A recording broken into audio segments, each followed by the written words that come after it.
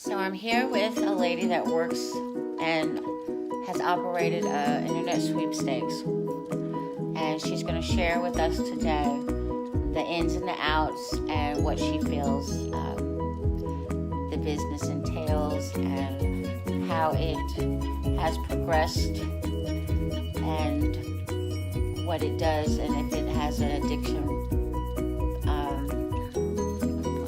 And if it has an addiction, so not only do we want to focus on the internet and how it's downloaded and how the system operates, but also if it affects people with how much they spend and how much time they spend, and if they ever become addicted.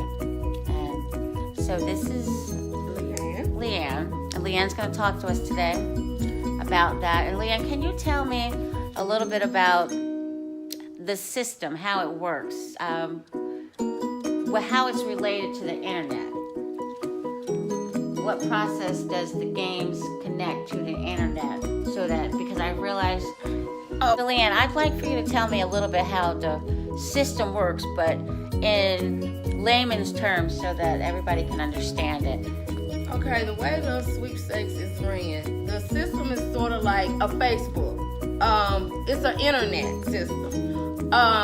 The games that the sweepstakes that I was at, we are skill-based games. We cannot tell anybody what machine is going to hit because we don't know. It's set up just like you would go to Vegas or you would go to some of the big casinos. We don't know what system is going to hit. We do have our own personal person that goes to the sweepstakes that specifically that I was working at, and he brings in our skill-based system, but we don't know how or who is going to hit. That's just how it's ran. It's like a Facebook. So Leanne, most people, when they do get involved with video games, it's because of there's a social network. People come and to socialize, and they come to play games. Like normal children get involved in games, and teenagers get involved in games. So I see that the age range of your service or the service that you've worked at is a little bit of a mixed crowd. So what do you think attracts them to internet sweepstakes?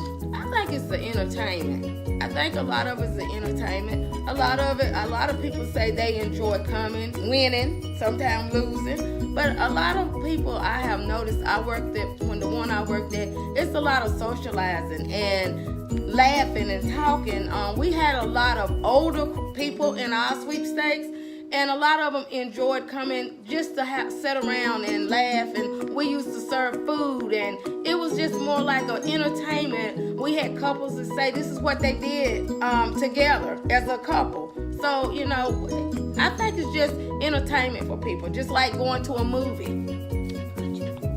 So I want to touch bases on the addictive part of gaming, video gaming, internet gaming. Do you find that there's a frequency of the amount of money people spend and time that they stay on the machines playing? Do you think some people have a problem that it can be addictive? I think all of us have a problem in some kind of way. I think all of us have a problem. I like hair, I like wigs, I like makeup. So that may be my problem.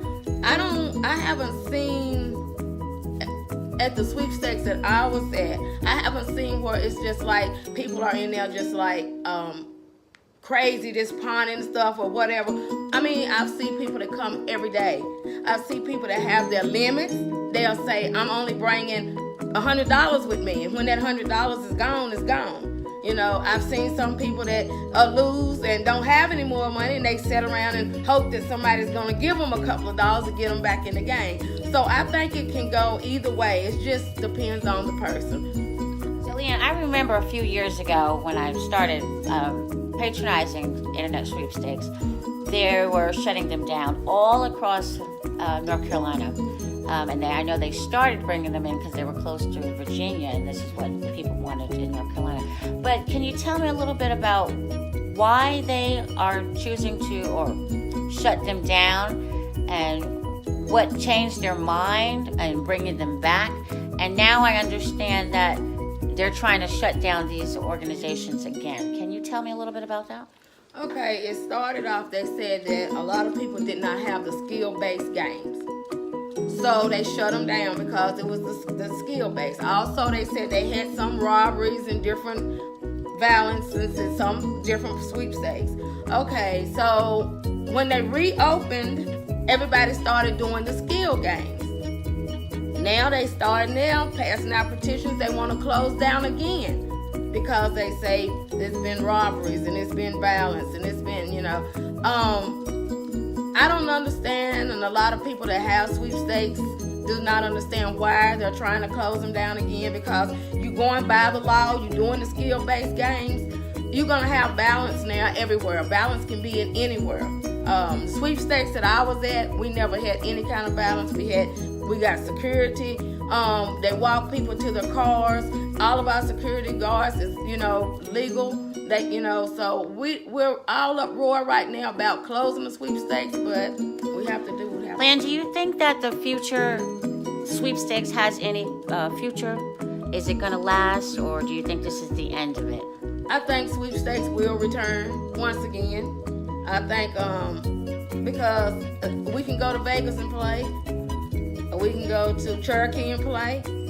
Our money is our money, and if we choose to spend it at the sweepstakes, we should be able to. Well, thank you, Lan, for your time, and I hope everybody enjoyed her talking about the internet sweepstakes and how people enjoy playing it. And maybe if you know somebody that you can talk to, congressmen or people in North Carolina, please let them know that this is not a service that is there to corrupt the communities, but to bring entertainment and socialization. Thank you.